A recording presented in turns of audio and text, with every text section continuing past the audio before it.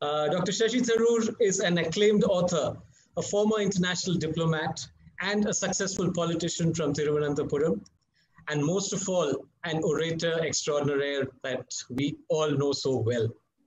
He contributes regularly to national and international publications as an author as well as an editor. I could go on and on and on about Dr. Tharoor, but I'm sure that we have got together here, more than 500 of us, to hear Dr. Tharoor and not me. So on behalf of the Roundtable family, that is Roundtable India, Ladies Circle India, the 41ers Club of India, and the Tangents Club, we welcome Dr. Shashi Tharoor this evening. We are an association that believes in serving the society through fellowship.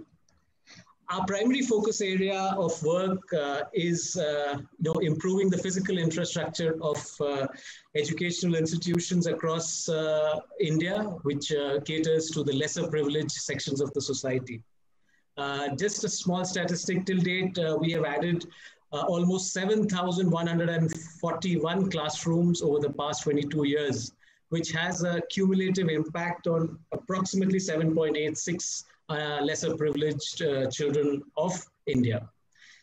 We're really grateful that Dr. Tharoor has taken out time to speak to us today. So without further delay, Dr. Shashi Tharoor, Tangale e programmilekku njangal hൃദ്യമായി സ്വാഗതം ചെയ്യുന്നു. Wonderful, excellent. Let's switch to Malayalam for the rest of it. I'm sure many of us will not understand, but yes, I'm proud to welcome fellow Malayali, Dr. Shashi Tharoor. So without further delay, I now hand over the proceedings to my friend Square Leg Uday. Thank you so much. Thank you, Maurya. Good evening, Dr. Tharoor. What a pleasure to see you once again. Good to be with you all. And I must say, I'm a big admirer of the work of Roundtable. I compliment all of you in making time to think beyond your own bottom lines about the less fortunate. I have addressed about a decade ago a national roundtable conference at the invitation of Roundtable Calcutta. So I have good experiences with all of you, and I'm looking forward to speaking to this new generation of roundtablers. Thank you, Dr. Tharoor. And if I remember correctly, that was in 2012. And I think they were lucky to have you in person. And I think, unfortunately, because of the pandemic, nevertheless, we'll do the best what one can do in the situation. So I once again welcome you, Dr. Tharoor. And just for the audience to know the session, that I'm going to touch upon different facets of your life, cross-cutting you as a person, as a diplomat, a writer, and a politician, juggling various hats. So let me start the session with, again, introducing you in a different manner. Dr. Shashi Tharoor, a man of knowledge. And I think for the audience to know, you were awarded your PhD at the young age of 22. A best-selling author of close to 20 to 21 books, if I have got that correct. It's yes, very difficult to... This year, it's difficult to keep track. The 21st came out a couple of weeks ago, and the 22nd is due in November. Right. And then there'll be a long pause. Right. For that purpose, let me flag that I have purchased your latest book, doing my bit. And I believe your first book was published at the age of 25 years. That's right. That's an impressive track record. And my first question to you is, how did you manage all this at such a young age? And I'm sure most of us on this webinar at that age were puzzled on what we want to do in life. And here you have done of achieving being a PhD holder and also started writing your books. So over to you, Dr. Tharoor. It's difficult to explain what impels one. I think my parents are both type A personalities who are always trying to get things done and get it done rapidly, efficiently, and so on, and not wait till tomorrow. So I inherited some of that genetically. I was also a terribly asthmatic child. I was born in London. My parents migrated back to India when I was a little over 2.5 years old. And the result was, unfortunately, that I ended up developing chronic asthma in a rather bad way because of the change of air and pollens and God knows what else. With the result that in my childhood, I was battling illness most of the time. Now, that's something that can concentrate your mind wonderfully, to quote the famous line of Samuel Johnson, who said, hanging in the morning will concentrate your mind wonderfully. There was a sense that, if one was able to do something, one better do it now, because one didn't know when one would be too ill to do anything later. And so a childhood spent in battling pretty serious respiratory conditions, because those were the days before inhalers and nebulizers and all these conveniences that the later generations have to cope with asthma. You just took a very, very strong pill. You heard your heart beating at 4 times its normal rate and hoped like hell in the process it would open enough of your bronchoid so you could breathe. And so I basically was spending large amounts of time sitting up, reading, writing, because those are the only things I could do. I couldn't go out and play cricket with my friends, which was my real passion, for the rare moments when I was well enough to do it. And I think so the illness also became a character building and a trait defining issue and element. But beyond that, I don't think any one of us can really explain why we do what we do, except that we feel impelled to do it. And that's it. And I was. Thank you, Dr. Tharoor. Very interesting background. Moving on, I had 2 questions regarding you as a person, and I was quite intrigued. Quite recently, there was an ad posted by Amul on Twitter, on your Twitter handle, which showed the Amul girl having a conversation with you. Could you share with the audience what's the utterly butterly connection between Amul and the Tharoors? Well, yeah, the Tharoors have a family connection. I'm the latecomer to it. I have 2 sisters, one 4 years younger than me and the other about 6. And the one 4 years younger than me was the first ever Amul baby.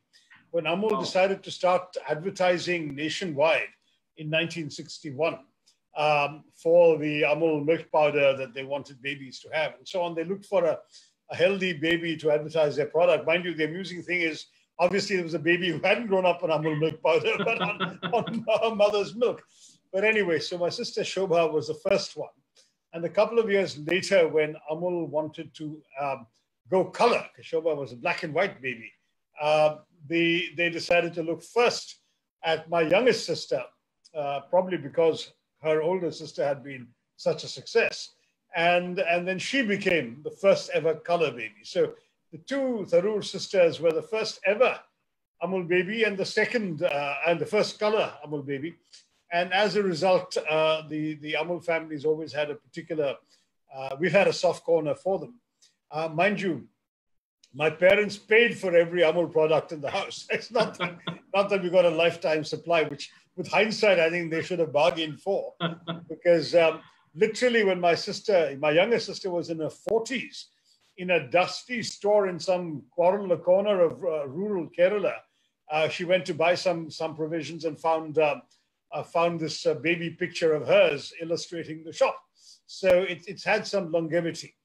But that was the connection. And I kind of came into it only when they started parodying me in their cartoons, which I think started with my Oxford speech or something. And that's when, or maybe even a little earlier with my political notoriety.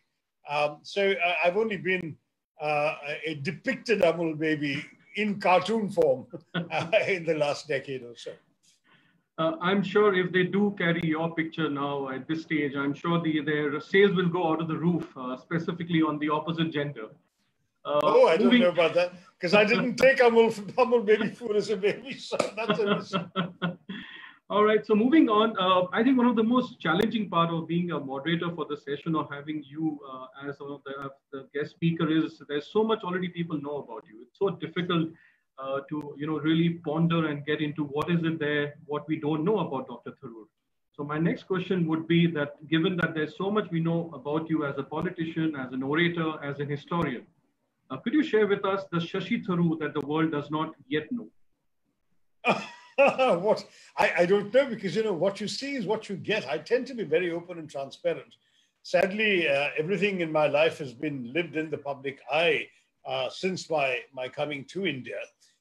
And as a result, I almost feel I have no secrets. People have revealed things like I played Antony against Mira Nair's Cleopatra in a St. Stephen's College production of the play back in 1974. People know I'm a cricket nut and have been since my father first took me to a test match at the tender age of 7.5. And I've been hooked ever since. What is it that I can tell you that people don't know? I'm not sure, unless you ask me a specific question. Do you sing in the bathtub? In which case I will have to admit, yes, but only as far as possible if I can help it in the bathtub. That's about it. Right, sure. Fair enough. I think let's move on to your next. As I said, I will be touching on certain facets of your life, and I would love to talk about your experience being a diplomat.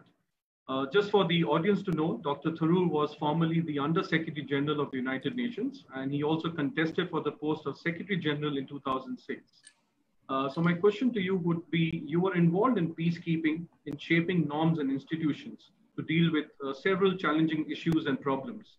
What was one of the most challenging issues or problems did you face, and how did you deal with that as a diplomat? Well, you asked about peacekeeping, so I can answer that. But I also, before that, spent 11 years in refugee work. And that was a huge challenge because, of course, you're asking governments essentially to make concessions for people who are not their citizens, who are very often maybe unwelcome guests in their territory. And that was a major challenge, and we can talk about that if you're interested. But the challenge with peacekeeping was that I came into it really at the end of the Cold War and the eruption of various conflicts, of which I was particularly responsible for handling the mess in the former Yugoslavia. And one of the big challenges for peacekeeping at that time was that a concept that had been devised in a very different world and with very different assumptions was sought to be applied in this messy world of the post-COVID era, of the post-Cold War era. Let me explain what I mean, so I'll be clearer.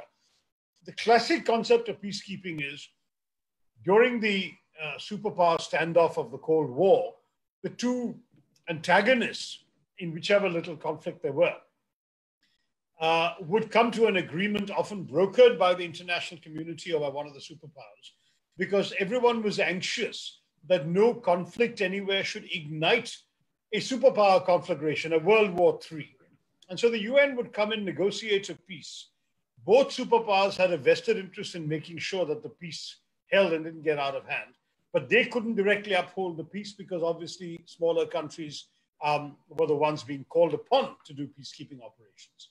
So the UN used the middle powers and the smaller powers, countries like India, Ireland, Fiji, were the major peacekeepers in the 50s and 60s and so on, to come in, uphold an existing truce, and police the peace impartially, so that their role was neither to facilitate one side nor the other, but to ensure the victory of peace itself. Whereas what you saw in the post-Cold War era was there was no longer a superpower standoff. There was no fragile geopolitical balance to be maintained between two countries that could sink the world into nuclear conflict. And so conflicts erupted much more on the Security Council even, where countries with different agendas pushed different solutions. So for example, while we were given a mandate by the Security Council to actually look at the situation in Yugoslavia as one ripe for peacekeeping treatment, no one is prepared to listen to us saying that, listen, peacekeeping requires parties to agree on the idea of a peace, and they don't agree. They want to continue fighting. So you can't apply peacekeeping where there is no peace to keep. On top of that, because the fighting got the headlines of the world at that time in the early 90s, you found countries taking sides. So the US was advocating bombing one side in the conflict, namely the Serbs, while the UN's classic doctrine was in impartiality to treat both, for example, besieged Sarajevo and its reviled besiegers equally. Now, this was an intolerable strain to actually manage. And of course, we were under tremendous pressure. The US was our most influential member in a unipolar world, a dominant voice in the Security Council. They were itching to bomb. But if they had bombed and gone away, it was our peacekeepers who on the ground would have to live with the consequences the morning after. So peacekeeping became increasingly difficult to sustain. And that was the huge challenge. How do you maintain peace where there is no peace to keep? How do you apply a concept requiring impartiality, where morality and geopolitics increasingly dictates you taking sides? Then you're not peacekeeping anymore. You're enforcing a certain point of view with a view to then creating a peace. But that's not the same as peacekeeping. So peacekeeping as a, how can I put it bluntly, as a concept was strained almost to the breaking point during the years that I was working in it. That was the biggest challenge. Thank you, Dr. Tharoor, for the detailed explanation. I'm sure you know it more than anyone of us that India has also played a very crucial role when it comes to peacekeeping and also contributed towards the efforts of United Nations. And having you seen it so closely, I think we'll admire that. Let's lighten up the mood and just move on to the next question. You're one of the India's leading writers and who have written both on histories and several novels, among other things. And you've also risen to the top in the UN, as we just spoke. Do the roles of diplomacy and writing complement each other, or are they in conflict? Your views, please. That's a tough one. There aren't very many fiction writers coming out of diplomacy, because diplomacy, in as much as words are very important in diplomacy, is often an art of not saying things explicitly, of not making things clear, of using language to obfuscate differences, of finding formulas that everybody can agree on rather than necessarily the most limpid clarity in expression. Whereas as far as good writing is concerned, it's much more about communicating unambiguously what you want, what you mean. You can't afford to be, shall we say, subtle or obscure and conceal things. Now, I agree there are postmodern writers who write things that they don't entirely explain and they expect the reader to think about it. And some of my early books were also of that nature. But by and large, I think that the main difference is that the lines on the page in conventional writing must make sense. In diplomacy, very often it's what's between the lines that really make the most sense. Right. Thank you, Dr. Tharoor. I think given the paucity of time, I'm sure one would want to dwell more deeper into some of those aspects what you've spoken. But as I said, I would have to move on to the next hat of which you have been wearing as a writer. And my question to you would be, what's on your bucket list that you're still working towards as a writer? Well, actually, I've written a nonfiction book that may be my last sort of major book for a while yet, because it took a lot out of me, and I honestly don't know how many people anymore in our country are interested in grappling with the big ideas. It's a book on nationalism. And what I did was I took the theory and concept of nationalism worldwide and in India, its application in our constitution, and the strains it's come under in the last few years. And I've written my magnum opus, as it were, on nationalism with that book. And if anything, all I feel is a need to distance myself anymore from this kind of nonfiction writing, because it really is very intense, and because it's caught up with the issues you're living with every day, that you're seeing in the newspapers around you and in your relationships with people daily in the political space. I almost feel that it's more important now to take a deep breath back and maybe go back to writing fiction for a change. So I suppose a bucket list would be to write a good, popular, not purely popular, but a widely read novel to complement my increasingly, I hope, hefty oeuvre of nonfiction. You know, 4 of my first 5 books were fiction. And then all my 16 and now soon to be 17 books since then have all been nonfiction. And that's been a reflection of my working life, both at the UN and subsequently in politics, that with fiction, you need not just time to write, which is tough enough to scrape out of a day like that I have, but it's also essential to have a space in your head to write fiction, because you've got to invent an alternative universe populated with characters, incidents, issues, lines of dialogue that are totally not only believable, but as real to you as those you're living with in your daily life. And my daily life kept intruding on any attempts. My laptops over the years have been littered with unsuccessful attempts at starting novels I just couldn't sustain, because it's you're building this glass palace of illusion. Right. And once the glass is shattered by the intrusion of reality too often, you just can't stick the pieces together again. And so the illusion is shattered for all time.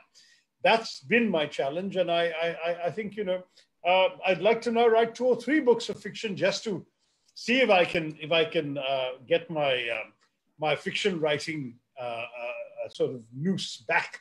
And if not, then I will have to admit that nonfiction was easier given the life I lead.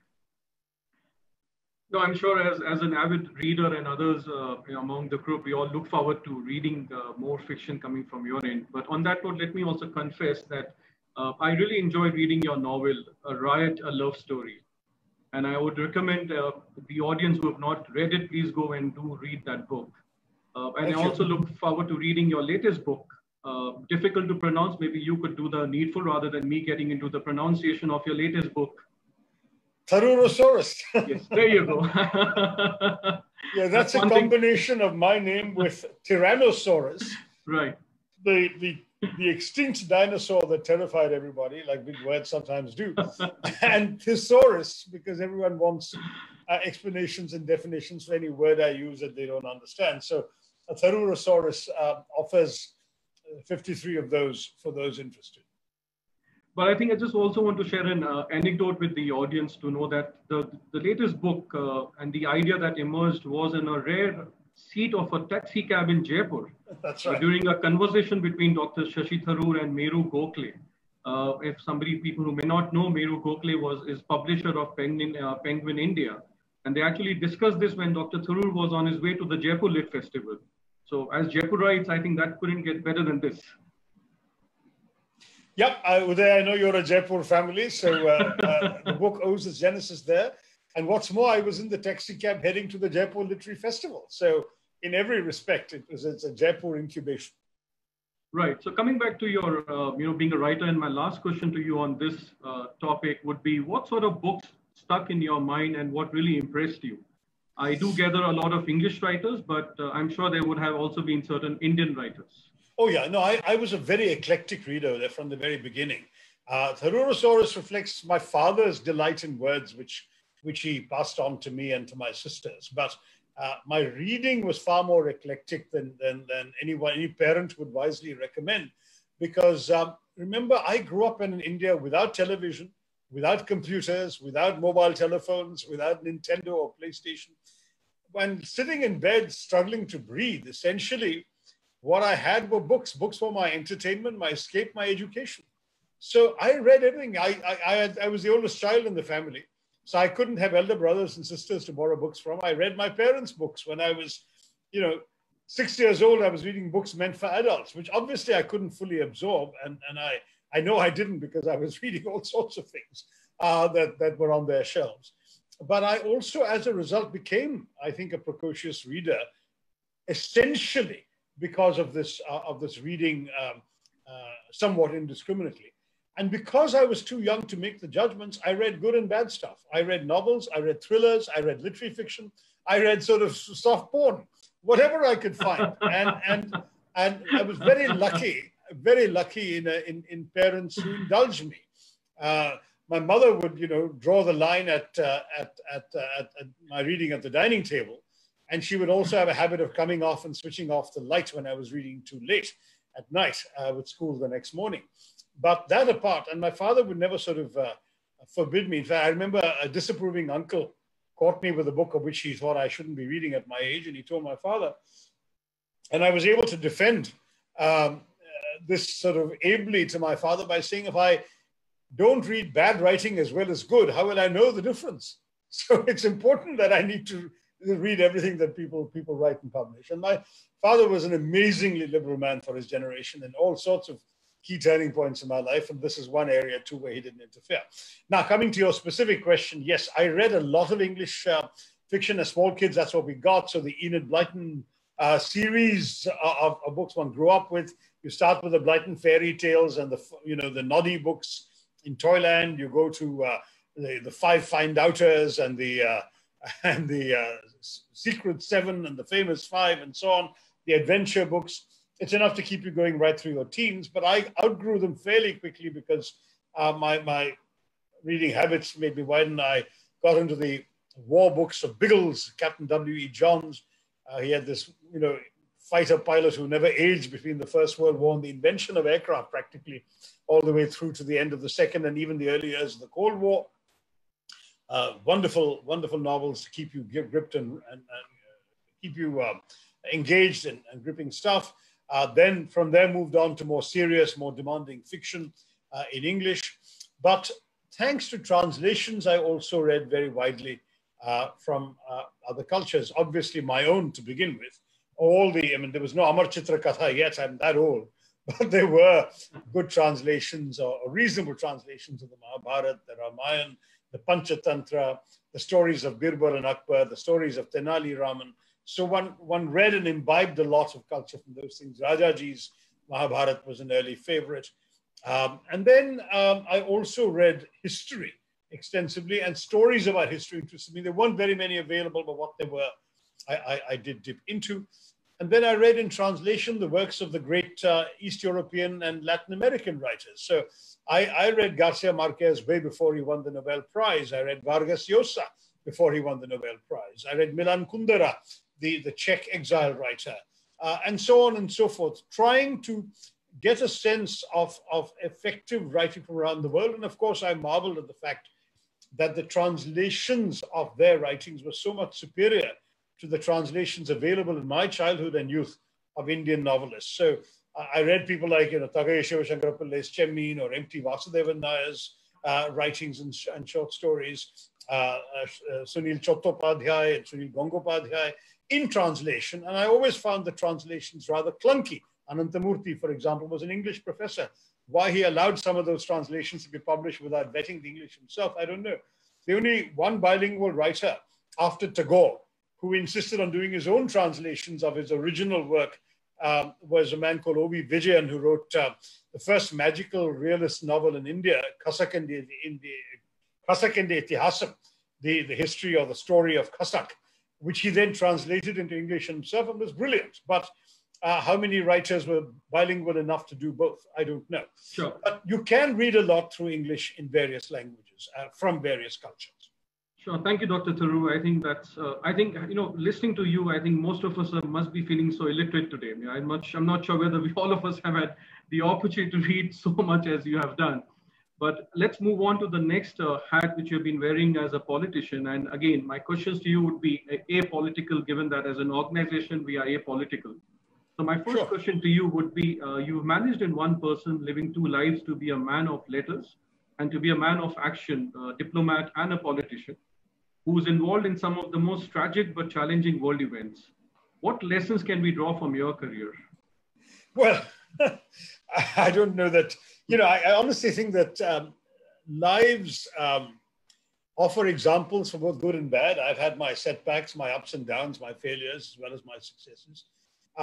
So to pinpoint lessons, first of all, I'd leave it to each person to derive anything they wish from my life, including never be like him, which is a fair comment because of the problems I've had to endure. But also, I think because it's always, how can I say, invidious to actually look at your life and draw lessons. I can say what principles animated me.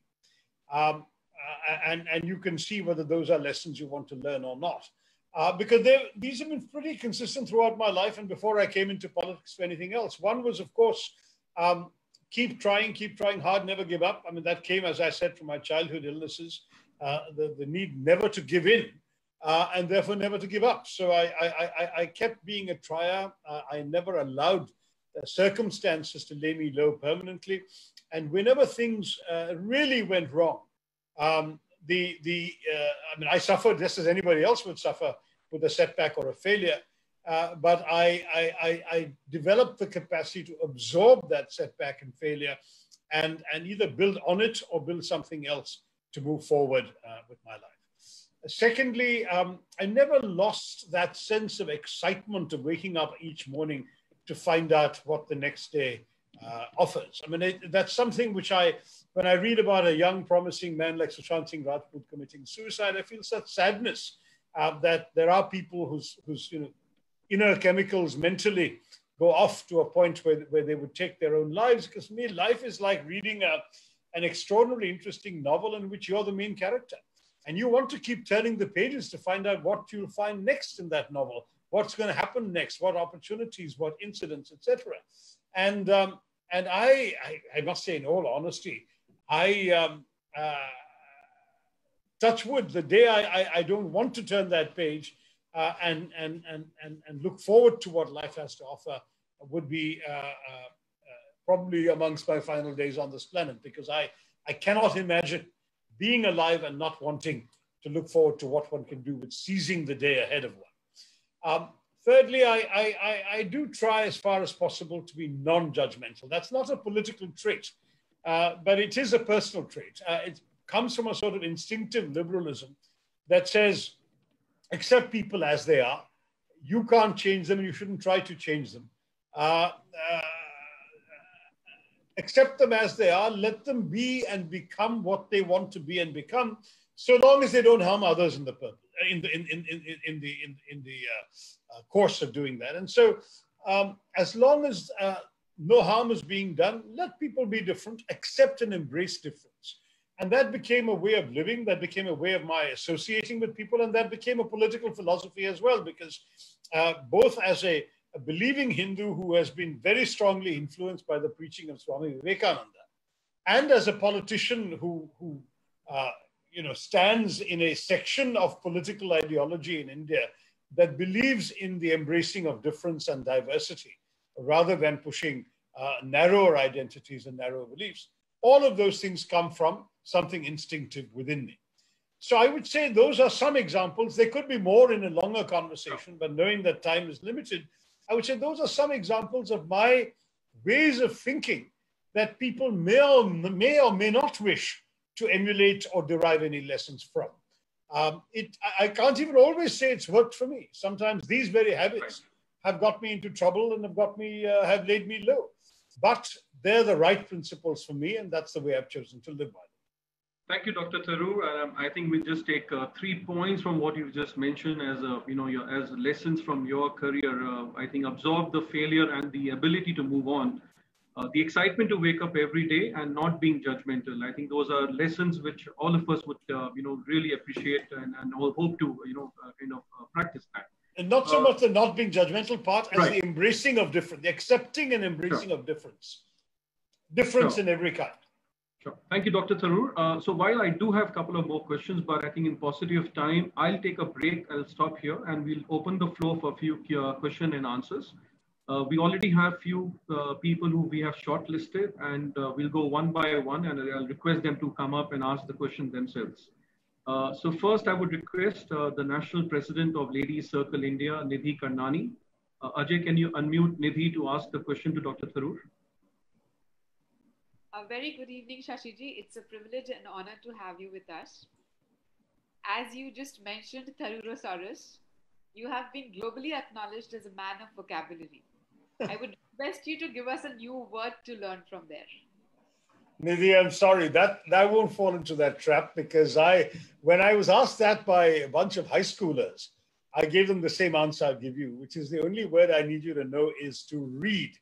Because I honestly think that the best way to acquire a vocabulary is neither by getting me to give you a word, nor by looking up or mugging a dictionary. It's really about reading widely enough that you come across a new word and see it used in a different context in 2 or 3 different books, and then realize its meaning, its usage, its nuance, and make it your own. It's just as you adopt a child when you fall in love with it in the orphanage. Then, having adopted the child, you live with it, realize what her strengths and weaknesses might be, and understand it. That's exactly the way you adopt a word as well. So please don't let me give you that child that word. Find one for yourself. Fall in love with it yourself. Thank you. Thank you, Nidhi. We'll move on to the next participant, Mr. Sudhir.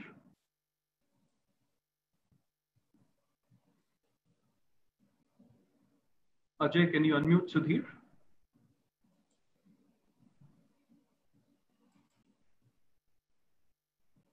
Today, I suppose that is Purti. Okay, Urdi. Ajay, can you unmute?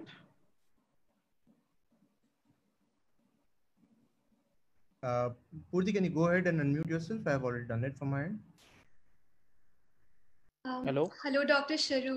Dr. Shashi Tharoor. It's truly an honor to interact with you. My question to you is, what advice would you give to young writers who seek to write on contemporary issues in India? Thank you. Well, 2 or 3 things. I mean, first, of course, the same advice I gave Nidhi, read, because There never is any substitute for a writer better than actually reading and being aware of what else is being written on what you want to write about. Second, and I'm not suggesting you imitate or buy into what you're reading. All I'm saying is read in order to be aware of the issues and facts as others see them.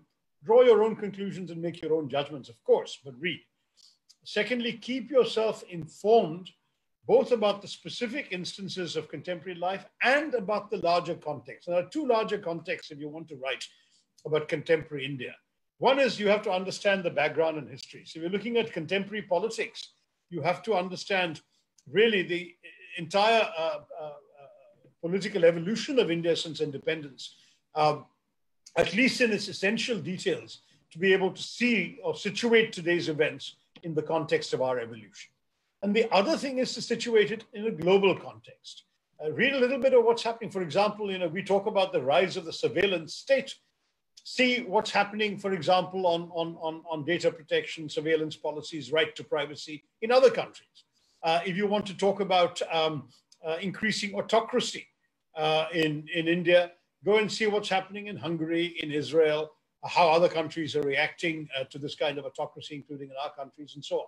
So read widely, keep yourself informed, develop a sense of context, both national and global. And then I think write your own opinions the way you feel them, but you will feel that you write with greater confidence because you have been supported by this tripod that I gave you. And with that, you can write. And otherwise, people just expressing opinions that are not based on this kind of depth or this kind of understanding are guilty, frankly, of wasting many of their readers' time. So it's important that if you want to write about contemporary Indian events and issues and politics, that you should have this context within which to do it. Thank you, Dr. Tharoor. Next question is by Vijay Johar. Thank you. Thank you, Mr. Tharoor. It's great to have you here with us today. Thanks. Sure. We all know the kind of eclectic reader you have been all your life, but seeing the kind of technology we are surrounded with today, do you really think, apart from reading, there is some other tool also that can help you maybe get a command over the language and also increase your vocab? Well, I would say that read on the net because there's a lot of stuff you can read on the net, and I do a lot of that myself in my line of work. I mean, you can find an awful lot of material that previously you had to go to a library to get on the net, so you can do that. If you mean things like language courses and so on, I haven't tried them, so I can't speak from personal experience. I know for learning foreign languages, many people tell me that the best way to do it is to invest some time and a few dollars in taking on a course from one of these very reputable companies. I think there's Berlitz, there's Lingua Franca, and so on, to learn a foreign language and have it taught to you with the sounds, with the usage, with video clips, all of the things that today's technology makes feasible. I learned the languages I learned the old-fashioned way of just picking them up. Though I too, for example, becoming fluent in French in Geneva, I used to watch an awful lot of French television, even things I didn't care about, just to hear the language being spoken. And once you've heard John Wayne drawling cowboy slang in French, because all the movies on French television were dubbed, believe me, you pick up your French just to be able to see what the movie is doing. So there is merit to that kind of way of learning as well. But it all depends on the purpose. You see, the advantage of reading is that it teaches you usage and nuance as well.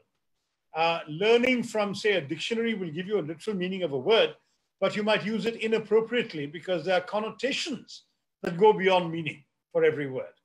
And so learning words by reading will mean that you don't just know a word and its definition, you'll know how to use it, when to use it, how to make it appropriate in the context of the emotion or the idea you want to convey. So I would still stick to reading as the core answer to your dilemma. Thank you, Dr. Tharoor. Just wanted to check the time with you at 7:40. Would you have 5 minutes more with us? That's it. 7:45. I have to sign into something else. So we'll just take last question. Sure. This last question by Apeksha Bhargava.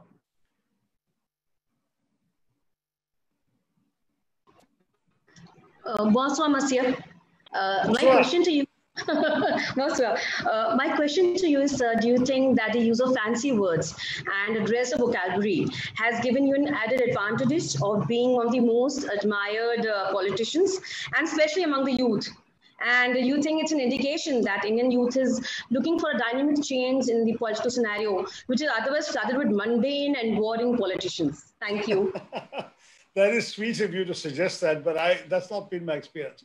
Number one, vocabulary and politics often don't go together.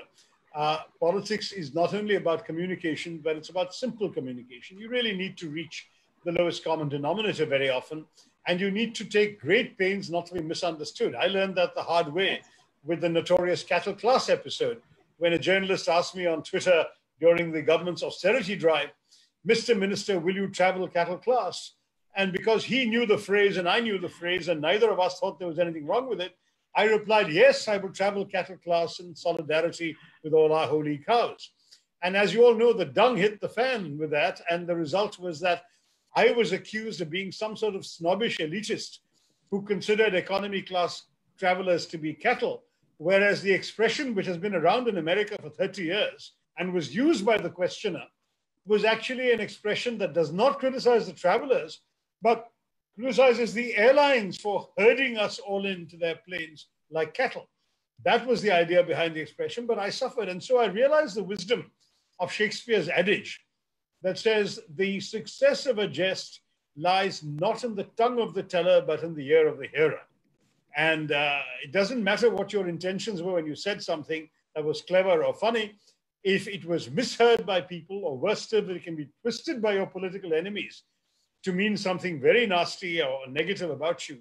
And in the Indian context, even worse, if it can be translated then into Indian languages and made to sound awful, then you realize that unfortunately, use of sophisticated language or colloquial expressions in English that are not known to others is not a good idea. So in politics, my vocabulary tends to be very simple. In any case, I get elected in Kerala and campaigning in Malayalam. My Malayalam is a good deal less developed, shall we say, than my English.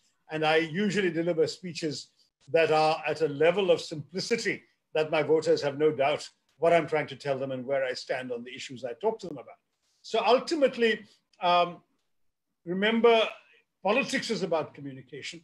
My misfortune or my added complication, whatever it may be, is that I'm also a writer and what some people slightly pompously refer to as a public intellectual.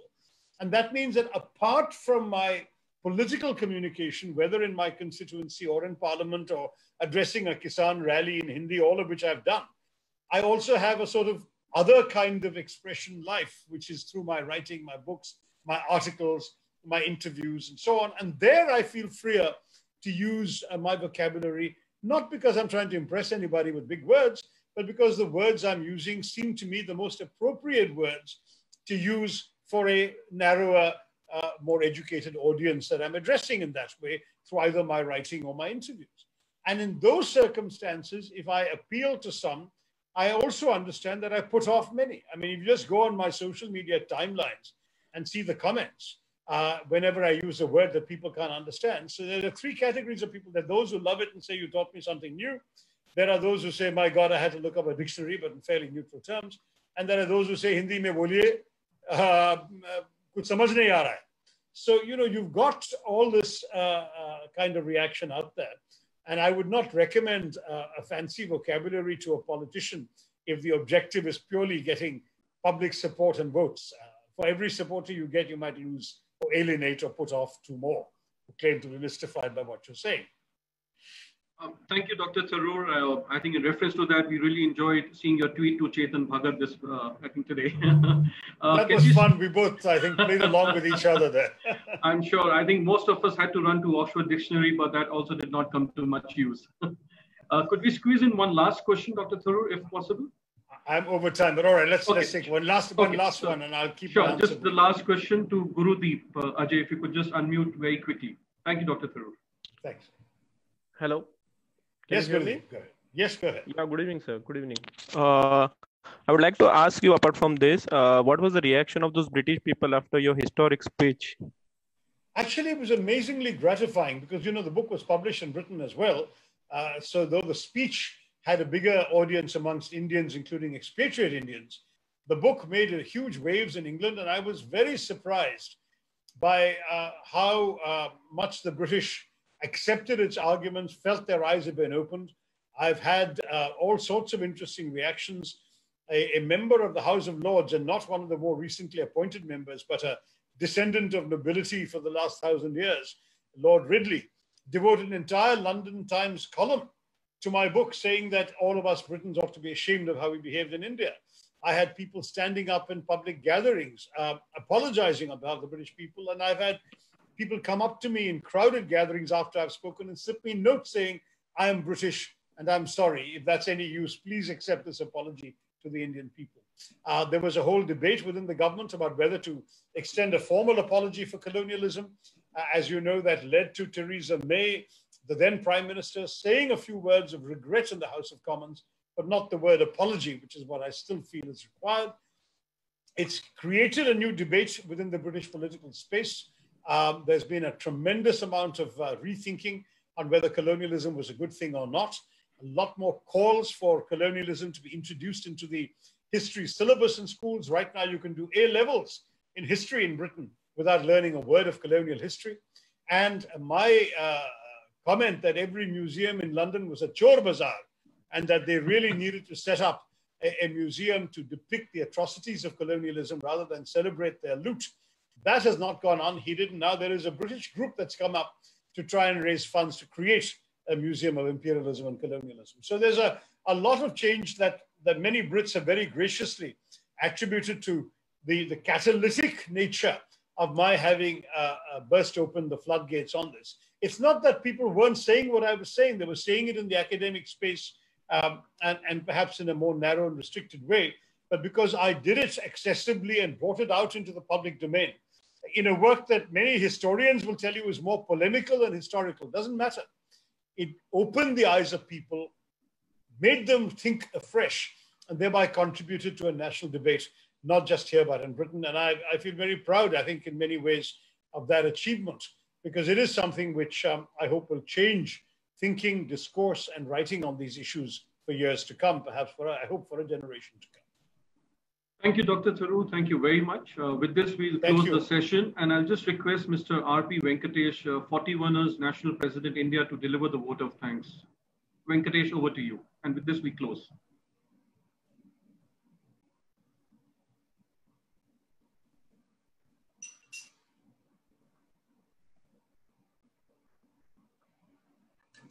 Good evening, Dr. Tharoor.